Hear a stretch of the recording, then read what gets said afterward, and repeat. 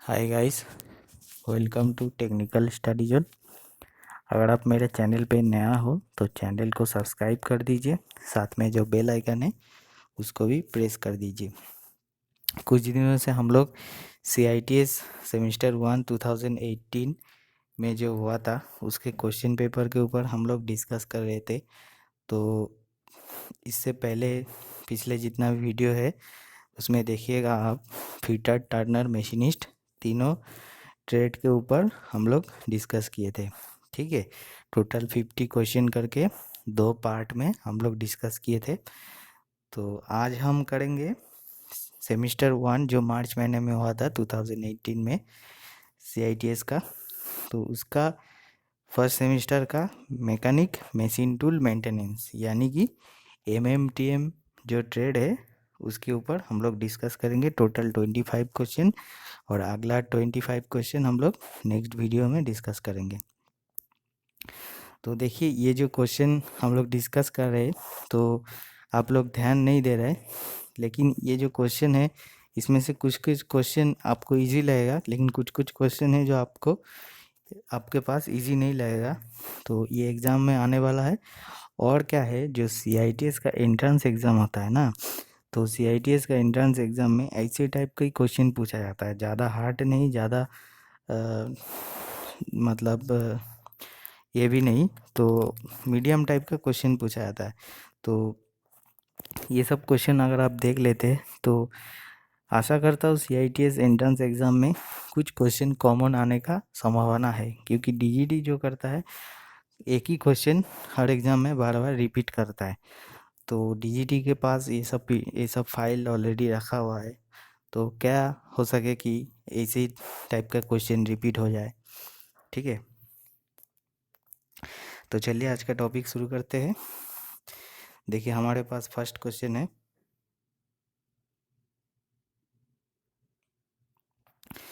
Drill chucks are fitted on the drilling spindle by means of.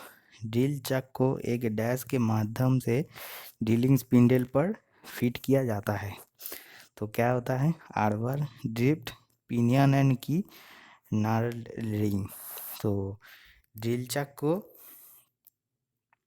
किसके माध्यम से, यानी कि आर्बर के माध्यम से ड्रिलिंग स्पिंडल पर फिट किया जाता है।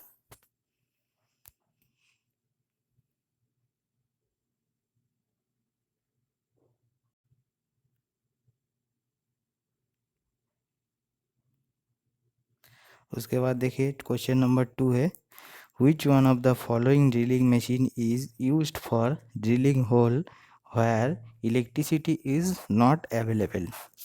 निम्न में से किस ड्रिल मशीन का उपयोग ड्रिलिंग छिद्र के लिए किया जाता है जहां बिजली उपलब्ध नहीं है। तो जहाँ बिजली उपलब्ध नहीं है तो वहाँ कौन सा ड्रिल हम लोग यूज़ करेंगे, ratchet drilling machine, radial drilling machine, pillar drilling machine, bench drilling machine. तो हम लोग सभी जानते हैं रेडियल, पिलर, बेंच, ये सब जो क्या होता है, हम लोग इलेक्ट्रिक पावर से, मोटर से चलता है, लेकिन रैचेट जो ड्रिलिंग मशीन होता है वो हाथ से घुमाने से हमारा चलता है। तो जहाँ इलेक्ट्रिसिटी नहीं अवेलेबल है वहाँ हम लोग रैचेट ड्रिलिंग मशीन यूज़ करते हैं।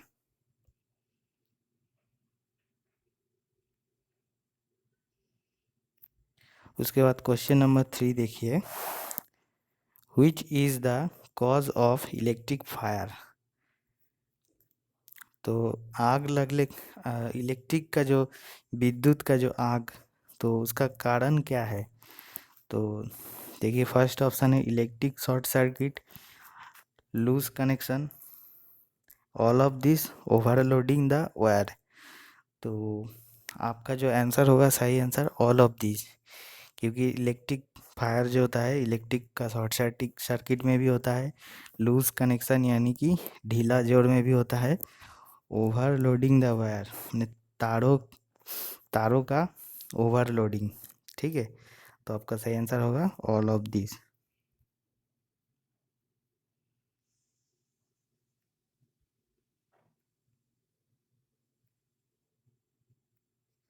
उसके बाद क्वेश्चन नंबर 4 देखिए, आई बोल्ट इज यूज्ड फॉर। तो आई बोल्ड हम लोग कहाँ यूज़ करते हैं? देखिए, lifting and transporting of machine, machine को भारोत्तोलन और परिवहन करने के लिए, फाउंडेशन पर्पस,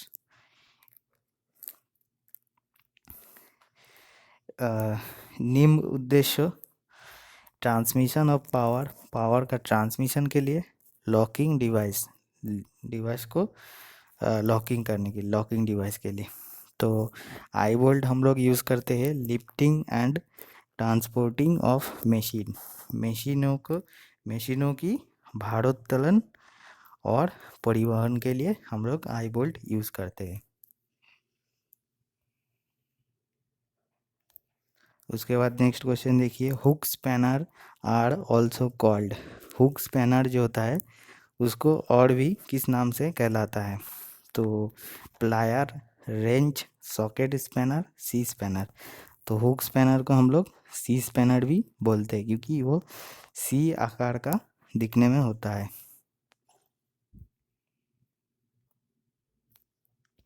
उसके बाद नेक्स्ट क्वेश्चन देखिए, friction force always acts in the direction dash to the motion, घर्षण बल हमेशा गति के डैश दिशा में कार्य करती है।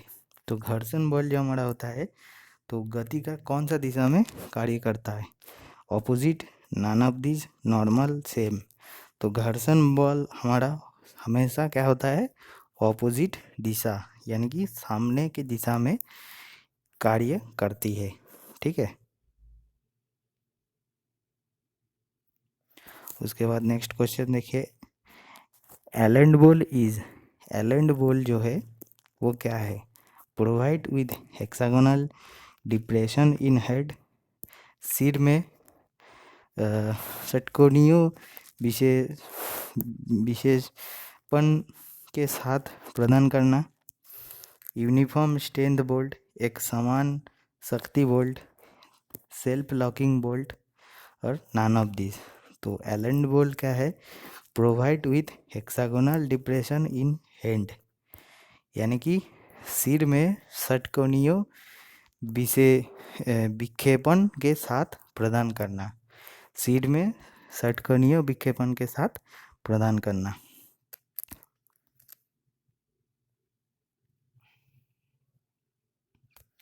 उसके बाद नेक्स्ट क्वेश्चन देखिए, क्राइंग ऑन पुलिस हेल्प्स, पुलियों पर क्राइंग मदद करता है। पुलियों पर जो क्राइंग हम लोग देते हैं तो किस लिए देते हैं? इंक्रीज पुली लाइफ, पुली का लाइफ बढ़ाना, इंक्रीज बेल्ट लाइफ, बेल्ट का लाइफ बढ़ाना, इंक्रीज वेलोसिटी रेशियो, वेग अनुपात की वृद्धि में, in decrease the slip of belt, belt की स्लिप में कम करने में। तो क्राइंग जो हम लोग यूज़ करते हैं पुली में, तो वो जो होता है हमारा decrease the slip of belt. तो बेल्ट का जो स्लिप हो जाता है तो उसको डिक्रीज करने के लिए हम लोग पुली में क्राइंग करते हैं।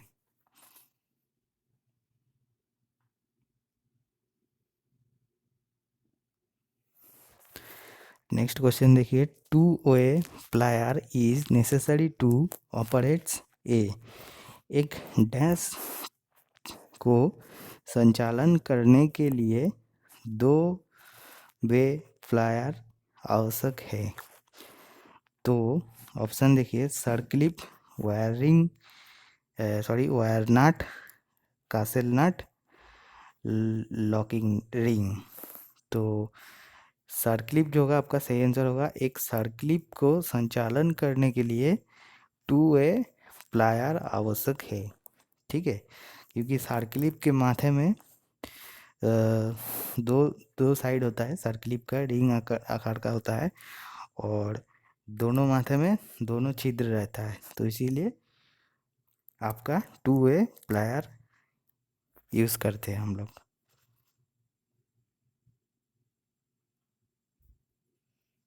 उसके बाद नेक्स्ट क्वेश्चन देखिए, scraper is made out of, scraper dash का बना होता है? High cast iron, high carbon steel, low carbon steel, forge steel. तो स्क्रैपर जो हमारा होता है फोर्ज स्टील से बना हुआ होता है।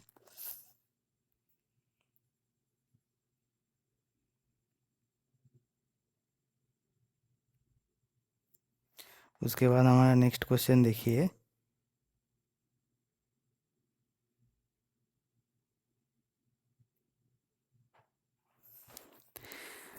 11 number question, a bolt of M24 into 2 means that M24 into 2 के एक बोल्ट का अर्थ क्या है? तो the effective diameter of the bolt is 24 mm and there are 2 threads per centimeter। तो ये ऑप्शन आपका नहीं होगा। The nominal diameter of the bolt is 24 mm and the pitch is 2 mm। तो ये ऑप्शन होगा आपका सही। इसके बाद नेक्स्ट ऑप्शन देखते हैं, pitch of the thread is 24 mm and depth is 2 mm, नहीं होगा। The cross sectional area of the thread is 24 mm square, नहीं होगा। तो M24 का मतलब होता है nominal diameter of the bolt is 24 और 2 जो होता है आपका पिच, आपका जो बोल्ट का पिच होता है तो वो होता है 2 mm। तो M24 इंटू 2 का मतलब होता है आपका nominal diameter of the bolt is 24 mm and the pitch is 2 mm।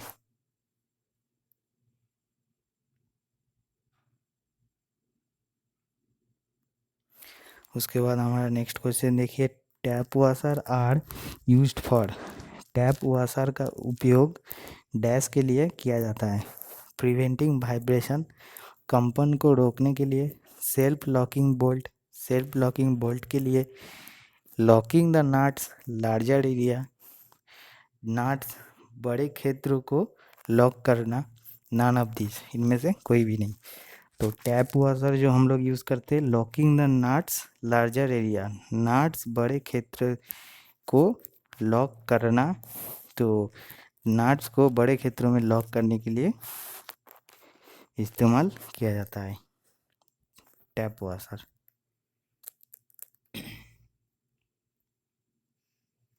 उसके बाद क्वेश्चन नंबर 13 देखिए, the 5S is the name of. 5S एक डैश का नाम है। All of this, time study method, work study method, bed, work place organisation method. तो 5S जो आपका नाम होता है, तो 5S जो होता है आपका वर्क प्लेस ऑर्गेनाइजेशन मेथड, यानी कि कार्यस्थान संगठन विधि, ठीक है, वो होता है आपका 5S।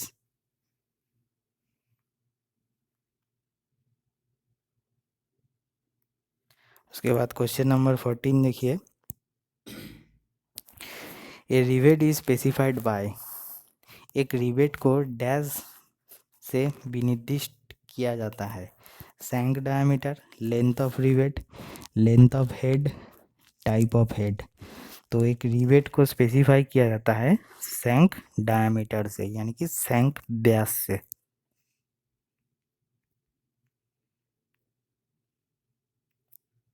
उसके बाद क्वेश्चन नंबर 15 देखिए, a drift is used for. एक ड्रिफ्ट का उपयोग डैश के लिए किया जाता है, cutting tool, remove the drill from spindle, spindle से ड्रिल को हटाने के लिए, remove the broken drill from the workpiece, workpiece में टूटी हुई ड्रिल को हटाने के लिए, fixing chuck on the machine spindle, machine spindle पर चाक को फिक्सिंग करने के लिए। तो ड्रिल डिप जो होता है हमारा, remove the drill from the spindle, spindle से ड्रिल को रिमूव करने के लिए हम लोग ड्रिल डिप यूज़ करते हैं।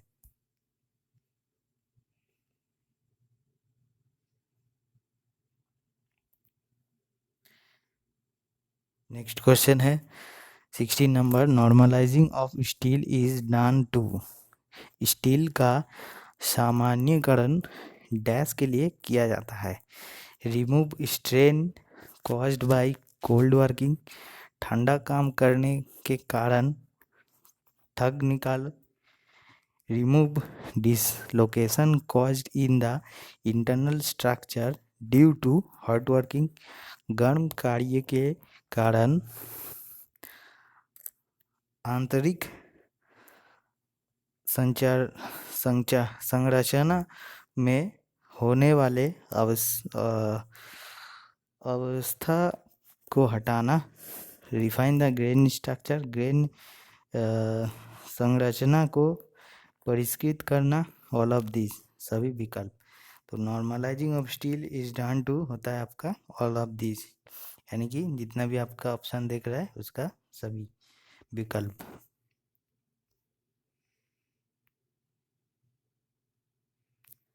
क्वेश्चन नंबर 17 देखिए, maintenance done after damage of machine called dash maintenance. Machine की क्षति के बाद किए जाने वाले रख रखाव डैश रख रखाव कहलाता है। तो मशीन जब आपका डैमेज हो जाता है उसके बाद जो मेंटेनेंस होता है उसको क्या कहते हैं? तो ऑप्शन है देखिए, करेक्टिव यानी कि सुधारात्मक, डायग्नोस्टिक यानी कि डायग्नोस्टिक, प्रिवेंटिव प्रतिबंधित, ब्रेकडाउन।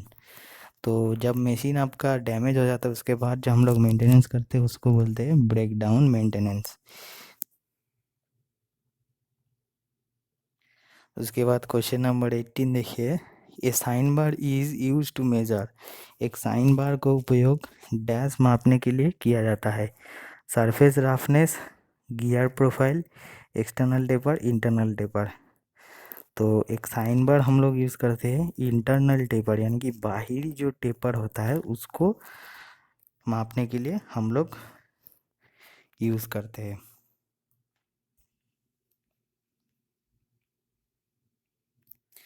उसके बाद क्वेश्चन नंबर 19 देखिए, clutch works on the principle of. Clutch dash के सिद्धांत पर काम करता है, रोटेटिंग, रोलिंग, फ्रिक्शन, स्लाइडिंग। तो क्लच जो होता है हमारा फ्रिक्शन यानी कि घर्षण के सिद्धांत पर काम करता है।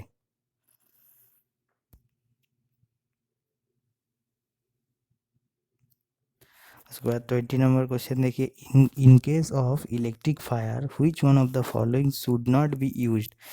विद्युत आग के मामले में निम्नों में से किसका इस्तेमाल नहीं करना चाहिए? Use CTC extinguisher, used sand और clay, used dry chemical powder, put water on it. तो इलेक्ट्रिक फायर जब हम लोग का लगता है तब हम लोग पानी यानी कि इस पर पानी डालना नहीं चाहिए, ठीक है। और आपका CTC जो हो गया आपका कार्बन टेट्रा क्लोराइड एक्सटिंग्विशर, ठीक है। उसके बाद नेक्स्ट क्वेश्चन देखिए,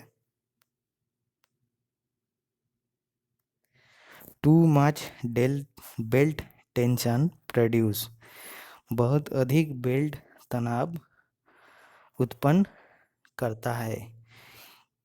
तो क्या उत्पन्न करता है? क्लिकिंग साउंड यानी कि क्लिकिंग ध्वनि, टैपिंग साउंड, टैपिंग ध्वनि, नॉकिंग साउंड, नॉकिंग ध्वनि, और रिंगलिंग साउंड यानी कि रिंगलिंग ध्वनि। तो टू मच बेल्ट टेंशन होने पे हम लोग का रिंगलिंग या फिर रिंगलिंग ध्वनि उत्पन्न करता है।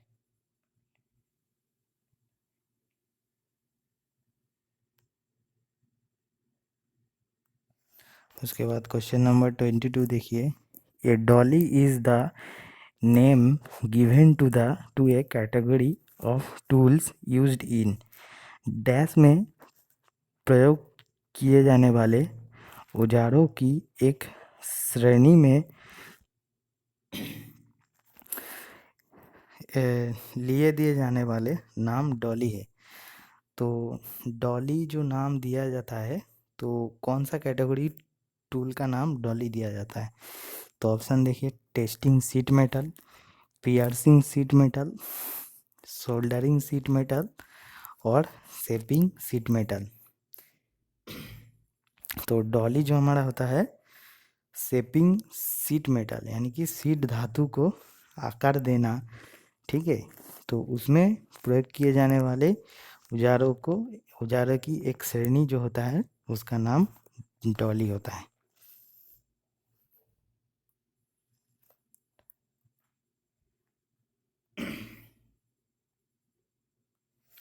क्वेश्चन नंबर 23 देखिए, coupling are use to connect shaft when shaft are dash. Coupling का उपयोग सैफ्ट जोड़ने के लिए किया जाता है जब सैफ्ट डैश है। तो क्या है, इन मिसअलाइनमेंट यानी कि असंरेखन में, to be connected often and to compensate slide misalignment, थोड़ी सी मिसअलाइनमेंट के को प्राय जोड़ने और भरपाई करने के लिए, टू बी जॉइंट परमानेंटली स्थायी रूप में जोड़ना, नन ऑफ दिस, इनमें से कोई नहीं। तो कपलिंग जो हम लोग यूज़ करते हैं सैफ्ट के कनेक्ट के लिए, तो जब सैफ्ट आपका थोड़ी सी मिसअलाइनमेंट को प्राय जोड़ने और भरपाई करने के लिए यूज़ करते हैं। To be connected often and compensate slide misalignment के लिए हम लोग यूज करते हैं। क्वेश्चन नंबर 24 देखिए, belt snip is used for. Belt snip का उपयोग डैश के लिए किया जाता है। Cutting the sheet along curved lines, वक्रित लाइनों के साथ सीट को काटना। रिमूव द बार को निकालने के लिए। मेकिंग होल ऑन शीट पर छेद करने के लिए। बेंडिंग द सीट को मोड़ना। तो आपका बेंड स्निप जो होता है हम लोग यूज़ करते हैं cutting the sheet along curve line, वक्रित लाइनों के साथ सीट को काटने के लिए हम लोग बेंड स्निप टूल यूज़ करते हैं।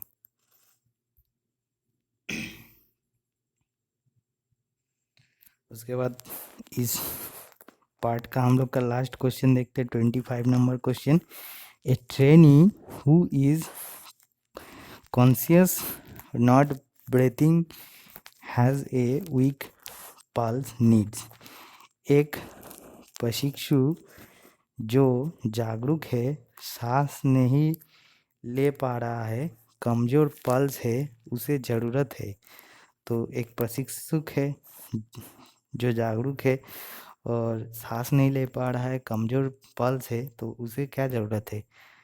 रिसोर्स ब्रीथिंग यानी कि बचावकारी सांस, हाइमलिक मैन्यूवर यानी कि हाइमलिक